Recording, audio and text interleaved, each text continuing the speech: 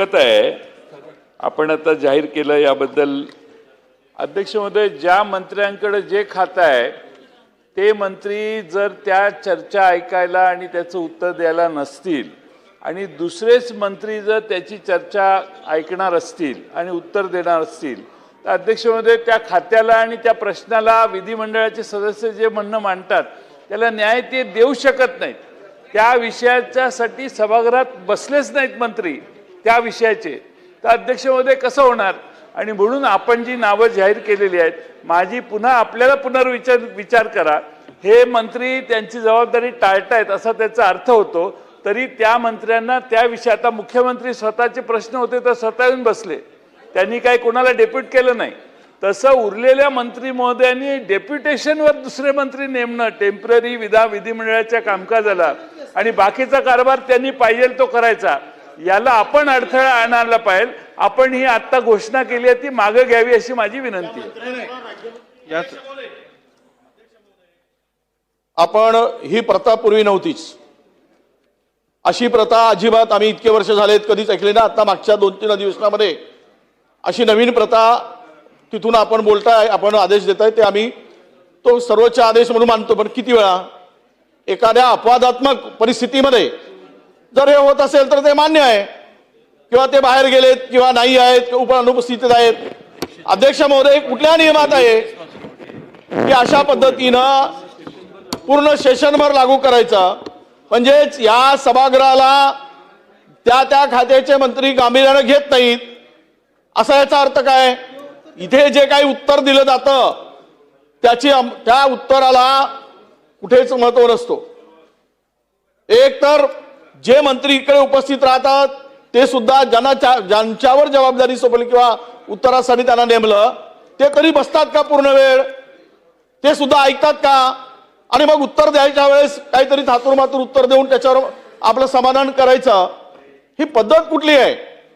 म्हणजे ठीक आहे, बहुमत आहे, पूर्ण ताकद आहे, पूर्ण शक्ती एका बाजूला आहे, याचा अर्थ या सभागृहाला गृहीत धरून पाहिजे त्या पद्धतीनं काम करायची पद्धत जर अंमलात आणली तर याचं महत्व काय राहील भविष्यात?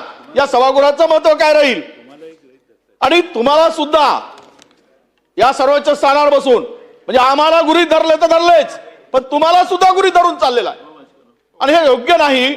यावर अशा पद्धतीची पुढच्या कामकाजामध्ये यावर सुधारणा व्हावी अशी आमची आपल्याकडनं अपेक्षा. अध्यक्ष महोदय, ठीक आहे. या संदर्भात आपल्याला लक्षात येतं अध्यक्ष महाराज की मागच्या अधिवेशनामध्ये मुनगंटीवार साहेब आहेत तिथे सभागृहात, अध्यक्ष महाराज बाबासाहेब पाटील आपले सहकार मंत्री, त्यांना आपण आदेश दिलेत की सभागृहात जे तुम्ही आश्वासन दिलं त्याचं पालन आपण केलं पाहिजे. विधिमंडळाच्या सन्मान्य सदस्यांची एक कमिटी बनवून बँकेमध्ये झालेल्या घोटाळ्यांची अंमलबजावणी आपण करा. आम्ही प्रश्न उपस्थित केला, आपण आदेश दिले. अध्यक्ष महाराज शेवटच्या दिवशी तर त्यांनी केलंच नाही, नंतर त्यांनी केले तर त्या वरच्या सभागृहाचा माणूस त्याच्यामध्ये घेतला अध्यक्ष महाराज, आणि त्याच्यामध्ये सुधीर भाऊ एक कामकाज चाललं, मी अध्यक्षाच्या लक्षात आणून दिलं पाहिजे काय चाललं इथं. म्हणजे त्या विभागाचाही मंत्री सुधीर भाऊ काय तुम्हाला या विषयात मदत करणार नाहीये? नाही करणार. ओ राम प्रभू, ओ इतकं म्हणजे असं सभागृहात कामकाज चालायचं सुधीर भाऊ तुमच्या काळात नाही चाललं पाहिजे. विषय समजला, आपण पुढे मला ऐका ना अध्यक्ष महाराज, मी तुम्हाला सांगतो अध्यक्ष महाराज, तुम्हाला हे ग्राह्य पकडते सरकार आणि आम्हाला तुमची काळजी आहे अध्यक्ष महाराज, आम्हाला तुमची काळजी आहे. आणि अध्यक्ष महाराज तुम्हालाच हे ग्राह्य धरून चालत असतील तर मग तुमची किंमत शून्य लावत असतील अध्यक्ष महाराज, त्याची काळजी आम्हाला अध्यक्ष महाराज. आणि म्हणून आम्ही सांगतो अध्यक्ष महाराज, हे असे अनेक उदाहरण मी तुम्हाला सांगता येईल अध्यक्ष महाराज की मंत्री तुमचं सुद्धा ऐकत नाही, तुमच्या आदेशाचंही पालन करत नाही. मग आता बाबासाहेब पाटलांनी जे तुमचा आदेश पालन केलं नाही, तुम्ही काय ऍक्शन घेऊ शकता अध्यक्ष महाराज? ठीक आहे. काय या संदर्भात बसून घ्या. आता बास झालं, बसून घ्या. पॉइंट ऑफ इन्फॉर्मेशन कुठच्याही प्रकारची या सभागृहात आता मांडता येणार नाही. तुम्ही कार्यपद्धत या संदर्भातली आपण कार्यपद्धती यापूर्वी सांगितलेली आहे. तुम्ही सकाळी काय महत्वाचा मुद्दा आहे त्या संदर्भातली माहिती अध्यक्षांच्या दालनात सबमिट करावी. ती वाचल्यानंतर मी ठरवीन सभागृहात त्याचा उल्लेख करावा किंवा नव्हे.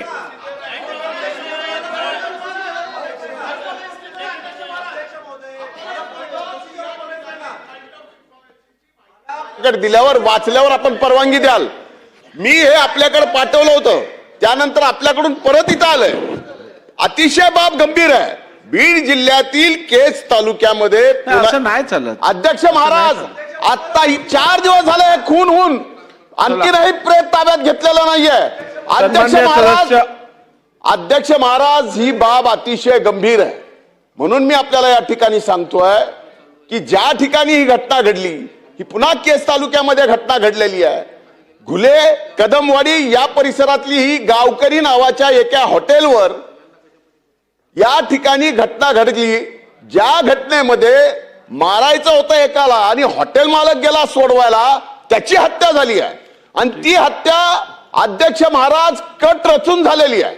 आणि कट रचून झाल्यामुळं आज त्या ठिकाणी 9 आरोपीचे नाव घेतलेत. 3 आरोपी अटक केलेत अध्यक्ष महाराज. पण यामधला जो खरा सूत्रधार आहे, त्या सूत्रधाराचं नाव घेण्यासाठी पोलीस जाणीवपूर्वक टाळत आहे. आणि जाणीवपूर्वक टाळत असल्यामुळे अध्यक्ष महाराज आणखीनही प्रेत ताब्यात घेतलेलं नाही. ते प्रेत पोलीस स्टेशन समोर आहे.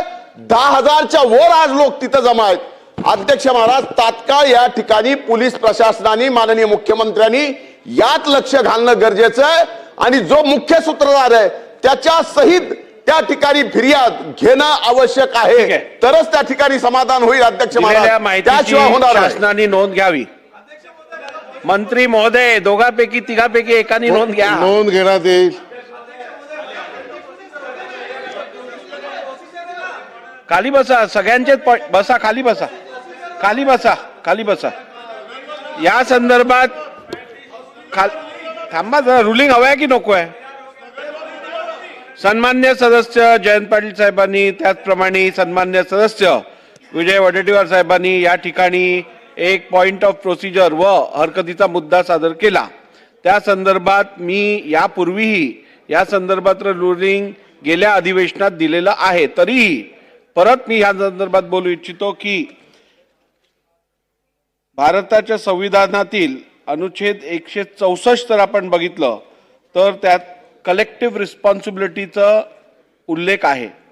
त्यामुळे मंत्रिमंडळातील कोणताही मंत्री हा प्रत्येक उत्तरासाठी जबाबदार असतो. कलेक्टिव्ह रिस्पॉन्सिबिलिटी असते आणि त्याच्या अनुषंगाने आपल्याला ती मुभा प्रत्येक मंत्र्याला देता येते. 1 नंबर 2, ही प्रथा काय गेल्या 2 वर्षात 1 वर्षात झालेली नाही आहे, याचा पण उल्लेख मी केला आणि आपल्याला पण माहिती आहे. 2019 मध्ये पण आपण बघितलंय, 2020 मध्ये पण आपण बघितलंय.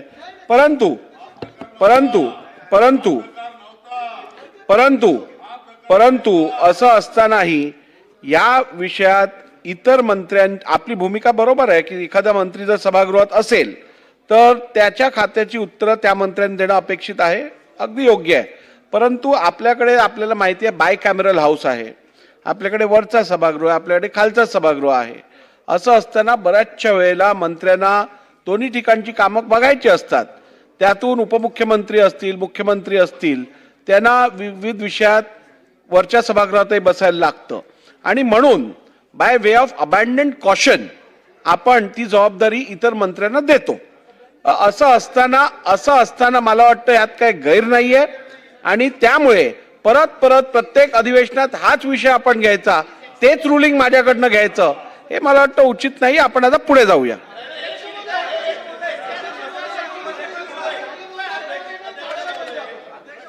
महोदय, रेकॉर्डवर नाही काढायला पाहिजे. 19 आणि 20 ला झालं नव्हतं. चुकीची माहिती येऊ नये अध्यक्ष महोदय.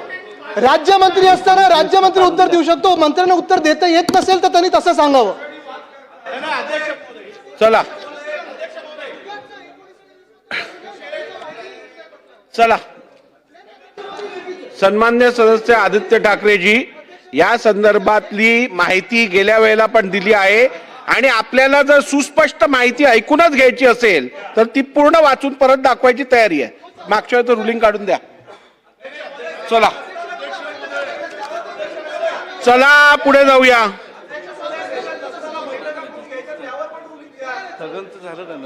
चला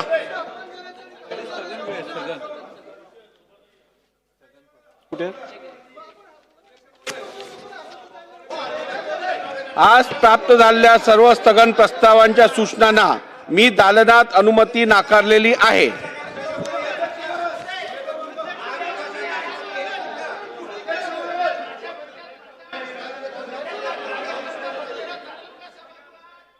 चला, ते नियम काय आपण आपल्या मर्जीने करत नाही आहोत. संविधानात आदेश दिलेला आहे की प्रत्येक सभागृहानी, प्रत्येक विधानसभेनी आपल्या संदर्भातले नियम बनवणं आवश्यक आहे आणि त्याच्या अनुषंगानेच या सभागृहातले नियम बनवले जातात.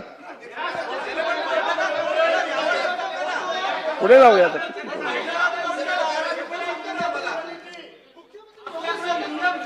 सन्माननीय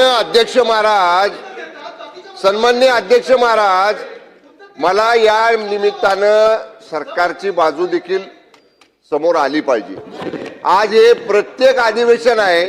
प्रत्येक अधिवेशनाच्या पहिल्या दिवशी, दुसऱ्या दिवशी हे काय नवीन केलं, हे कसे आदेश काढले.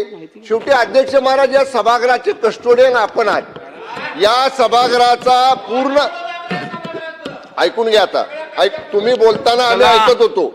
या सभागृहाचे आदेश, आपले आदेश या सभागृहांमध्ये अंतिम मानले जातात. आपण जे हिरवं पुस्तक आहे विधानसभेच्या नियमाचं, त्या आधारानं आपण जे आपल्याला अधिकार आहेत त्या अधिकारामध्ये आपण कामाचं वाटप अधिवेशनापुरतं केलेलं आहे. दर अधिवेशनामध्ये वेगळं रुलिंग द्यायचं का? अध्यक्ष महाराज, आपण अधिवेशन काढून बघा 2024 आणि काय होतं अध्यक्ष महाराज. 19ला काय होतं? 2019ला महाविकास आघाडी सरकारच्या मुख्यमंत्र्यांनी स्वतः उत्तरं दिली का सभागृहामध्ये? देत होते का स्वतः उत्तरं? ते सुद्धा असे अधिकार देत होते ना त्यांच्या मंत्र्यांना. 2019 ते 22 महाविकास आघाडीच्या मुख्यमंत्र्यांनी सुद्धा अशा पद्धतीचे अधिकार त्यांच्या मंत्र्यांना दिलेले होते. त्याच्यापेक्षा वेगळं आता काही झालेलं नाही. तुमच्या काळात चालतं, तुम्ही होता त्यावेळी चालायचं आणि आता का चालत नाही? झालं ना, म्हणून मला बोलू द्या. बसा. त्यांच्या काळात का चाललं? बसवतो त्यांना पण बसवतो. 2019 ते 22 महाविकास आघाडीमध्ये चाललं ना. ठीक आहे, चला. मला वाटतं ऐकून घ्या.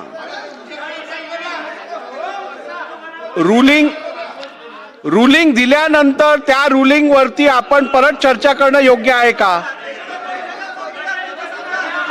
आता पुढे जाऊया.